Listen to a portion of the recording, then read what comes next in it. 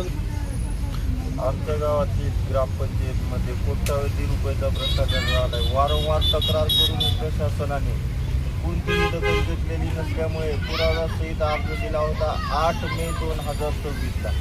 तेव्हापासून आतापर्यंत कशाची आणि कशाची दखल घेतलेली नाही. COचे पत्र गेले, कलेक्टरचे पत्र गेले, सगळ्यांचे पत्र दिले असतानाही देखील BDO पंचायत समिती औसा आणि विस्तार अधिकारी जे नेमून चौकशीसाठी नेमणूक केली आतापर्यंत कसलीही दखल घेण्यात आलेली नाही. आमच्या गावामध्ये घरकुल आहेत 80 घरकुल, त्याच्यातले 70 घरकुल जागेवर नाहीत आणि पूर्ण कंप्लीट आहे. एक ईट न बांधता पैसे उचलून सगळे पैशाचा धुवा करून टाकलेला आहे. आपल्या गावचं नाव, तुमचं नाव ते सांगा ना. मी गावचं नाव आपेगाव, राहणार तालुका औसा, जिल्हा लातूर. तुमचं नाव? बळीराम लक्ष्मण धोत्रे.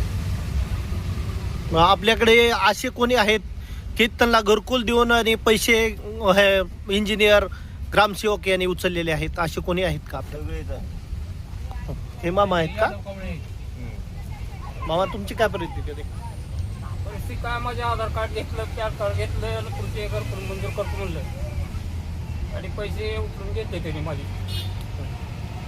असे तुम्ही एकटेच आहात का अजून गावात किती जण आहेत? गावात बरेच आहेत असे. टोटल किती आहेत? किती घरकुल आहेत? 82 मध्ये किती बांधले? 6 बांधले. 6 काहीतरी बांधले.